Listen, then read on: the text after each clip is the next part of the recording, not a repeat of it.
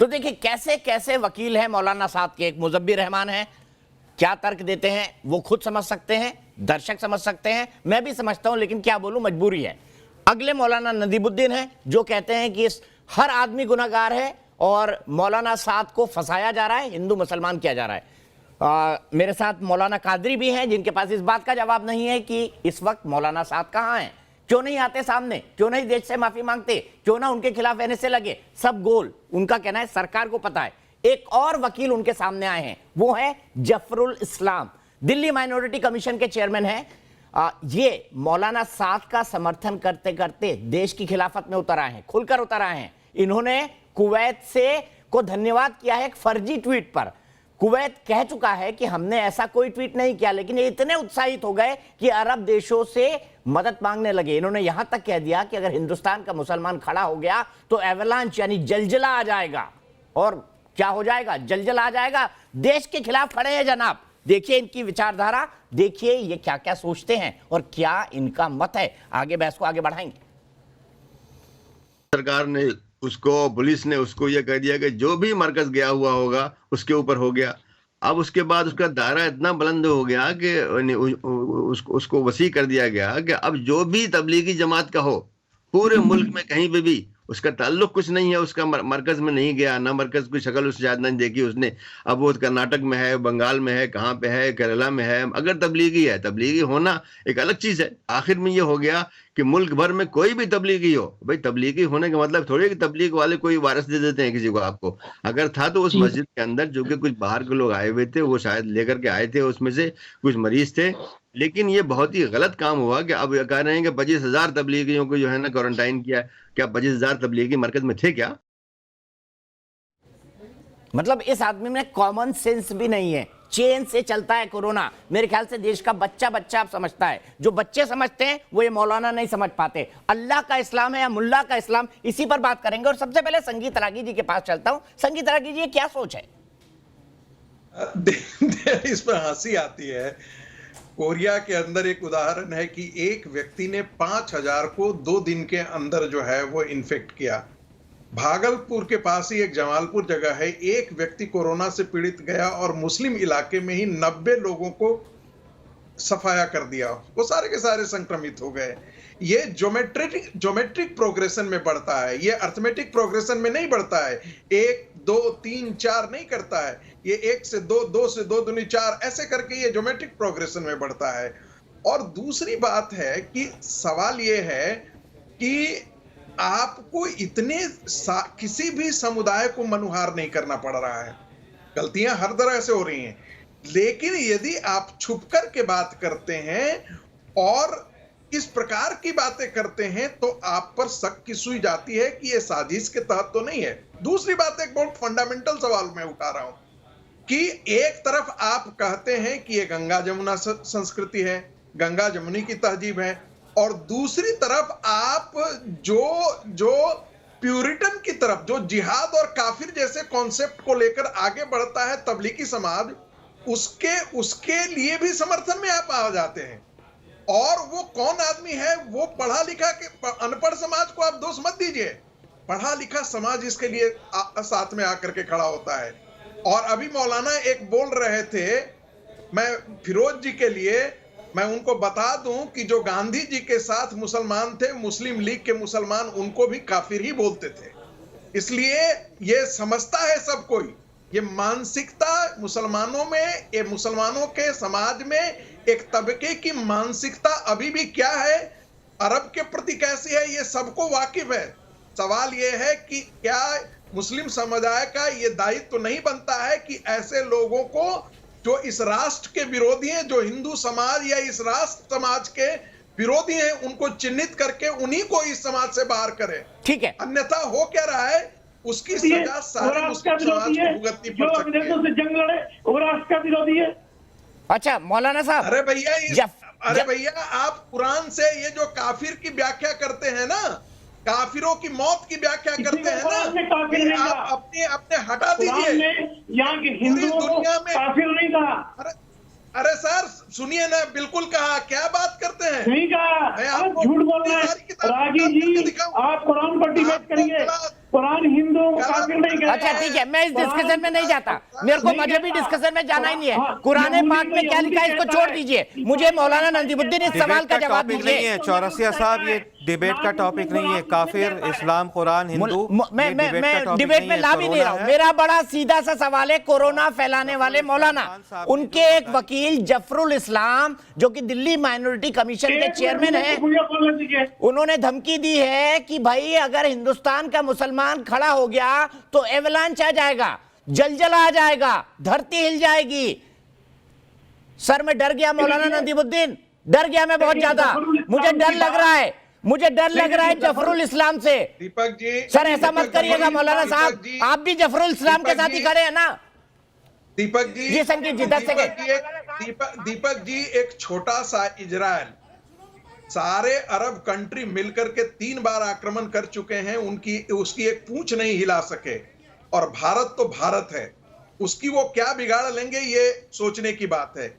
लेकिन इससे सिर्फ इतनी बात होती है कि एक समाज की मानसिकता ऐसी है कि जो आज भी अपने देश पर उसे विश्वास ठीक है नहीं संगीत राय जी रुकिए, और मुझे विश्वास मौलाना विश्वास। नंदीमुद्दीन जी को लाने दीजिए। मौलाना साहब मैं डर गया जफरुल इस्लाम की बात सुन के, जलजला आ जाएगा। आप भी जफरुल इस्लाम के ही वकील बन के खड़े होंगे? नहीं खड़े होंगे। जफरुल इस्लाम की बात को देश के मुसलमानों के साथ मत जोड़ो। मैं जफरुल अरे भाई वो देश के मुसलमानों की बात कर रहा है, आप भी मौलाना साहब का समर्थक कर रहे हैं। वो मौलाना साहब के वकील हैं, आप मौलाना साहब के वकील हैं। मैं साहब का समर्थन नहीं कर रहा हूँ। मैं कहता हूँ मैं अल्लाह साहब के आड़ में मुसलमानों को मत पीसो, मुसलमानों को मत टारगेट करो। अरे कौन कर रहे हैं मुसलमानों को टारगेट? यहाँ पर सुबई खान भी बैठी हुई है, यहाँ पे फिरोज बख्त अहमद भी बैठे हुए हैं जो मौलाना अबुल कलाम आजाद के फैमिली से आते हैं। बताइए उनसे बड़ा आजाद साहब से कोई बड़ा देशभक्त है मुसलमानों में? बताइए, बताइए ना, जवाब दीजिए। वो जो बोल रहे गलत है, वो जो बोल रहे चाटुकारिता कर रहे हैं। गजब बात है मौलाना नदीमुद्दीन। अरे गजब की चाटुकारिता कर रहे हैं आप, गजब की पत्रकारिता कर रहे हैं। एक समुदाय के पक्ष में आप बोल रहे हैं, एक समुदाय को जलील कर रहे हैं। देखिए दीपक चौरसिया, आप आपसे खेलना बंद कर दो। आप अगर मुसलमानों को टारगेट करेंगे तो जैसे का तैसा आपको हमें जवाब देना पड़ेगा। सर मैं डर गया। अरे साहब, नदीमुद्दीन साहब, आग से आप खेल रहे हैं। सर मैं डर गया। फिरोज भाई जवाब दे दीजिए। मुसलमानों के लिए, फिरोज बख्त मुसलमानों के लिए अहमद आजाद साहब की फैमिली से आते हैं। मैं देखिए नदीम भाई मेरी बात सुन लीजिए। देखिए सुनिए नदीम भाई, सुनिए, आपकी मैं बड़ी इज्जत करता हूँ, आप एक अमाइद हैं, एक आलिम हैं। सुनिए मेरी बात सुन लीजिए, थोड़ा सब्र तहम्मुल से बात सुन लीजिए। तारीफ कर लीजिए, थोड़ा सा शब्द भी ठंडक से देख सुन लीजिए लीजिए, क्या ठीक है? बोल रहे हैं मुझे। मैं आप ही की बात को आगे बढ़ा रहा हूँ। मैं हाँ देखिए, मैं उलेमा हजरात की बड़ी इज्जत और एहतराम करता हूँ। मैं खुद आलिम के ख़ानदान से हूँ, और नदीम साहब आप भी एक आलिम हैं, अकाबिर हैं, अमाइद हैं, मैं आपकी भी इज्जत करता हूँ। मैं आपसे उम्मीद ये रखता हूँ कि देखिए मुस्लिम तबका जितने भी उलेमाए दीन हैं उनकी बड़ी इज्जत करता है, उनकी बात को मानता है, उनकी बात को सुनता है। तो आप उस तरह की बात करिए। आज भी लाखों लोग आपको सुनते हैं, तो ऐसी बात करिए। मौलाना आज़ाद की बात करिए आप, ठीक है? जाकिर हुसैन साहब थे, वो भी हमारे प्रेसिडेंट थे, उनके जो उनका तौर तरीका है उसकी बात आदर्श तो जाकिर हुसैन नहीं है, जाकिर नाइक है। ये मैं वही कह रहा हूँ ना, मौलाना आजाद को नहीं माना आपने। मसला तो ये हुआ नदीमुद्दीन साहब, अगर आप जैसे उलेमा हजरात, आप जैसे उलेमा हजरात अगर मुसलमान, सुनिए, अगर मौलाना आजाद को मानते तो आज दीपक चौरसिया आपके साथ ये बहस नहीं कर रहे होते, ठीक है? दीपक चौरसिया आपसे हाथ मिलाकर और बगलगीर हो रहे होते, लेकिन आपने एक ऐसा माहौल बना दिया, जहर आलूदा माहौल बना दिया। मुझे अफसोस के साथ कहना पड़ रहा है कि आप आलिम होते हुए जालिम की बात कर रहे हैं, आप आलिम होते हुए जाहिल की बात कर रहे हैं। खुदारा ऐसा मत करिए, इसका खमियाजा आपको नहीं, एक आम मुसलमान को भुगतना पड़ेगा। उनके हीरो वो लोग हैं जो हिंदुस्तान के खिलाफ खड़े होते हैं। वो हिंदुस्तान के हिंदुओं को धमकी देते हैं कि अगर हिंदुस्तान का मुसलमान खड़ा हो गया तो जलजला आ जाएगा। जवाब दीजिए मुझे, आप किसके साथ खड़े हैं? जफरुल इस्लाम के साथ जो मौलाना साहब के वकील हैं, क्योंकि मौलाना साहब के वकील तो आप भी हैं। मैं जो है अपने परवरदिगार आलम पर भरोसा रखता हूँ और बाबा साहब अम्बेडकर का दिए हुए संविधान पे भरोसा रखता हूँ। मैं नहीं समझता कि कोई भी मुमालिक के लोग हमारी मदद को आएंगे, बल्कि हमको अल्लाह सुब्हानहू व तआला पे भरोसा रखना होगा और हमारे मामलात को हम हमारे हिंदुस्तान की अदालतों में बखूबी पेश कर सकते हैं और पेश करेंगे इंशाल्लाह। अच्छा मुझे ये बताइए, आप बताइए, देश की छवि जफरुल इस्लाम ने बिगाड़ी है दीपक चौरसिया ने? बताइए, जवाब दीजिए इसका। जफरुल इस्लाम ने बिगाड़ी है दीपक चौरसिया ने? कौन बड़ा गुनाहगार है, मौलाना साद है कि दीपक चौरसिया है? इसका भी जवाब दे दीजिए। देखिए, जो लोगों ने, मुझे आप मेरी बात कंप्लीट करने दीजिए। मैं मौलाना एक मिनट, मौलाना नदीमुद्दीन इतनी जोर जोर से बोलेंगे, मुझे फिक्र है आपकी, थोड़ा आराम कर लीजिए। कि आपकी दलाली के भेंट हिंदू मुसलमान चढ़ जाएगा, आपका नफरत का भेंट भारत चढ़ जाएगा। मुझे फिक्र है आपकी पत्रकारिता पर, मैं लानत भेजता हूँ। ठीक है sir, thank you very much. आपके शब्दों के लिए शुक्रिया, मैं यही कह सकता हूँ, ये मेरी फेयरनेस है। बंद करो, हिंदू मुसलमान बंद कर दो। दीपक एक सेकंड, दीपक एक सेकंड, नदीम साहब, फिरोज भाई छोड़ दीजिए, सुनिए नदीमुद्दीन साहब, समझाया इस तरह की जबान का इस्तेमाल ना कीजिए, समझाया उसको जाता है जो समझ जाए। मौलाना साहब आप जवाब दीजिए, 30 इस सेकंड तरह की जबान का इस्तेमाल ना कीजिए। इस तरह की जबान का इस्तेमाल करने से गलत मुसलमानों का पड़ेगा, लोग कहेंगे आपका मजाक उड़ा रहे हैं। साहब जो हैं, एम्बेसडर पवन कपूर साहब ने एक ट्वीट किया, उसमें लिखा कि India and UAE share the value of non discrimination on any ground. Indian nationals in UAE should always remember this. ये ट्वीट आया पवन कपूर साहब का, जो एम्बेसडर हैं हमारे यूएई के, और इसी तरह औसाफ सईद साहब जो एम्बेसडर हैं सऊदी अरब में, उन्होंने भी दिया। कुवैत के भी एम्बेसडर्स ने अपना जवाब दिया। तो यहाँ पर हमारे अपने हिंदुस्तान के कुछ भाई जो है हमारे मुल्क के लिए खराब नाम ला रहे हैं, खराब काम कर रहे हैं, सोशल मीडिया पे डाल रहे हैं। उसकी वजह से कुछ यूएई के प्रिंसेस भी हमारे इंडियन नेशनल चैनल्स पर आकर इंटरव्यूज दिए। तो ये इस्लामोफोबिया का ये जो असर है, सब गलत कि है, हमारे साथ गलत है। ओमान की राजकुमारी ने, यूएई ने, कुवैत ने, सबने क्लियर कर दिया कि वो ट्वीट, वो इंटरव्यू फर्जी थे। फिर आप वही बात बोल रहे हैं, इस्लामोफोबिया, फिर घूम फिरा के वहीं आ गए। अब बताइए, मुसलमानों के सबसे बड़े दुश्मन, मुसलमानों के सबसे बड़े दुश्मन, मुसलमानों के सबसे बड़े दुश्मन कौन है? बताइए मौलाना कादरी, बताइए। एमईए इसको 5 बार रिकन्फर्म कर चुका है। आप भी मुझे जफरुल इस्लाम के ही समर्थक नजर आ रहे हैं। ओमान के प्रिंसेस की बात नहीं कर रहा हूं मैं, पवन कपूर साहब जो यूएई के एम्बेसडर है, मैं उनकी ट्वीट की बात कर रहा हूं। हमारे एम्बेसडर साहब ने ये ट्वीट किया, इसका मतलब ये है कि हमारे हिंदुस्तानी भाइयों ने कहीं ना कहीं, ये मोदी के चाहने वालों ने हमारे मुल्क को बदनाम करने की कोशिश की, जिसका जवाब हमारे एम्बेसडर को देना पड़ा। अगर आप ये आंख मूंद के ये समझते हैं कि इस्लामोफोबिया ये कहीं नहीं है, तो कुछ ऐसे बेवकूफों के जहन में है। आप जैसे मुसलमानों ने मुसलमानों का जीना हराम किया है, आप जैसे मुसलमानों ने मुसलमान का नाका बंद किया है, आप जैसे मुसलमान जिस तरीके से मोदी जी को बुरा भला कहते हैं, आप जैसे मुसलमान जिस तरह से सरकार को गाली बकते हैं, आप जिस थाली में खाते हैं उसी में छेद करते हैं। ठीक है, किसी भी सिर्फ सुबीर खान को ऑडियो, उसके बाद मुझे फिर कोई क्लिप दिखानी है।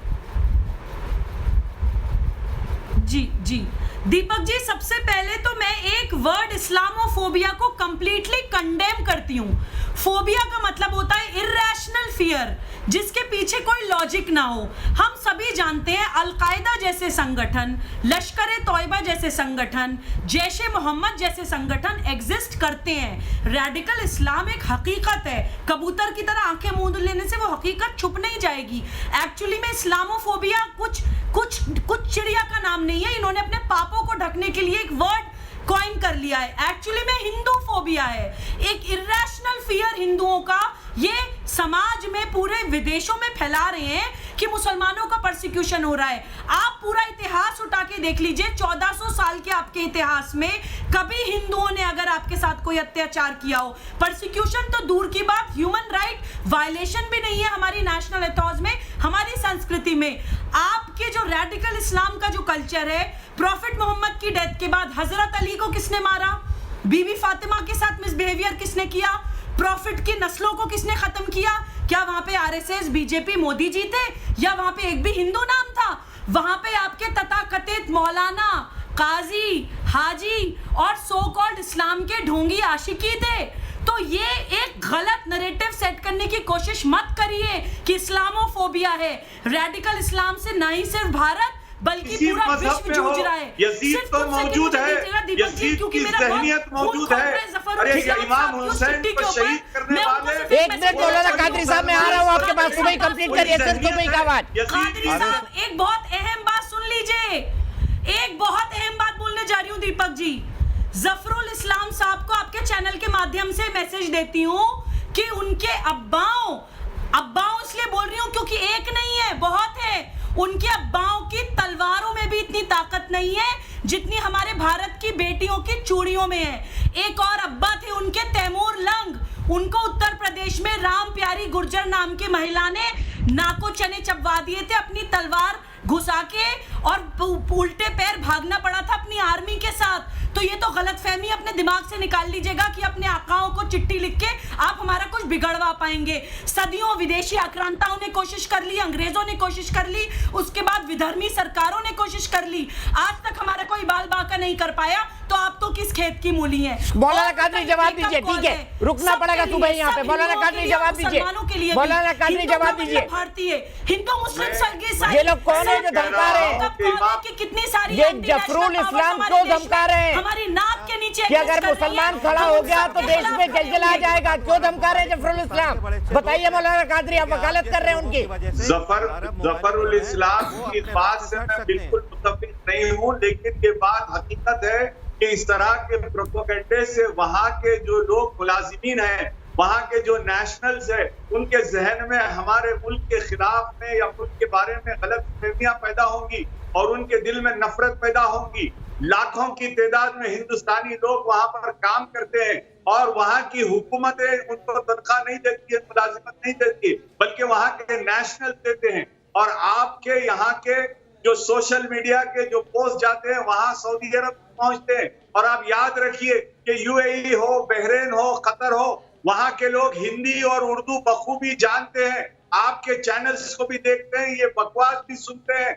और जो लोग बीजेपी एमएलए ने जिस तरह अभी हालिया में जो बयान दिया, इस तरह के बयान सुन के हमारे अपने भाइयों के लिए वहां पर मुश्किलें खड़े होंगी, उनको जहनी जो है परेशानियां होंगी। नहीं खड़ी होंगी तो आपकी बातें सुन के वो जरूर खड़ी करेंगे, और नहीं खड़ी होंगी तो आपकी बातें सुन के वो जरूर खड़े करेंगे, क्योंकि आप भी एक फॉल्स प्रोपेगेंडा को आगे बढ़ा रहे हैं। आप भी जफरुल इस्लाम की तरह खतरनाक आप भी है, जफरुल इस्लाम की तरह खतरनाक आप भी है। लेकिन मैं मुजब्बिर को लाऊंगा, आखिरी 3 मिनट बन गए। मुजब्बिर, अफसोस में आज से आपसे कम बहस कर पाया। आपने कहा था वो सईद भोपाली जो बता रहे थे ना, मेरे जबड़े दुख गए हैं चबा चबा के दाल चावल, मीट चाहिए, मटन चाहिए। आपने कहा था वो टिकटॉक वीडियो बना रहे, यही कहा था ना आपने?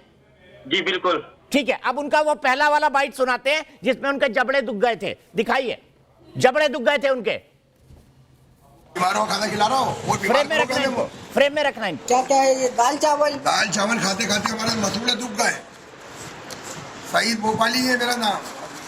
अब मैं तो डेली मटन खाता हूँ भाई, शेर की औलाद हूँ, मिलिट्री मैन सईद भोपाली, लाला लजपत दिलकुशा। सुन लो। अरे वीडियो बन रही क्या? हाँ बन रही। हाँ, ये खाना मैं नहीं खाऊंगा, बीमार था जब तक खा लिया, अब मैं स्वस्थ हूँ। मुझे नटबोल चाहिए, चिकन मुर्गा, मछली तंदूरी, तो खाना खाऊंगा। तो ये ले जाओ तुम खाना, मेरे घर से बुलवाऊंगा, मेरे घर से खाऊंगा। ये तो मैं छोड़ दो, मैं जा रही हूँ घर खाना खाना।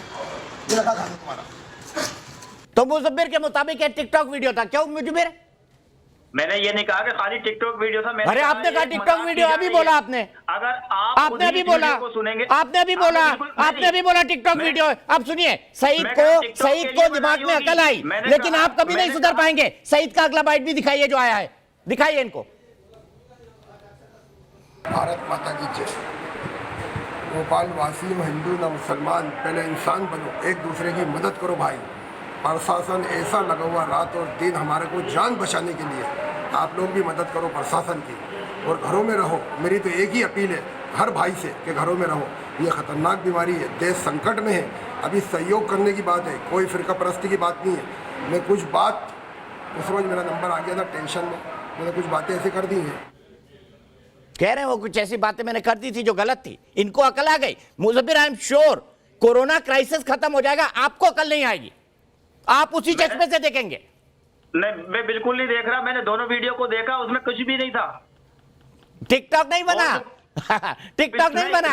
अरे टिकटॉक नहीं बना मुजब्बिर। दीपक जी, टिकटॉक टिकटॉक उस वीडियो को देख के आप भी हंस रहे हैं, मैं भी हंस रहा हूँ। TikTok TikTok.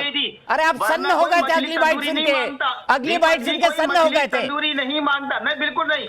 आप भी हंस रहे हैं, मैं भी हंस रहा हूँ, सब हंस रहे हैं। वो हंसने के लिए टिकटॉक वीडियो बन रहा था मुजब्बिर रहमान की नजर में। TikTok video. मछली तंदूरी नहीं मांगता है। अरे मैं मांगूंगा आपसे जिस दिन आपके घर आऊंगा कि मछली तंदूरी खिला दो मुजब्बिर। आपके घर जिस दिन आऊंगा मैं बोलूंगा, मैं बिल्कुल खिलाऊंगा, आप आइए। तो फिर सईद भोपाली अगर मांग रहे हैं तो आप बोल रहे हैं कि कोई मछली तंदूरी नहीं मांगता। गजब है आप। चलिए मेरे तमाम गेस्ट को शुक्रिया।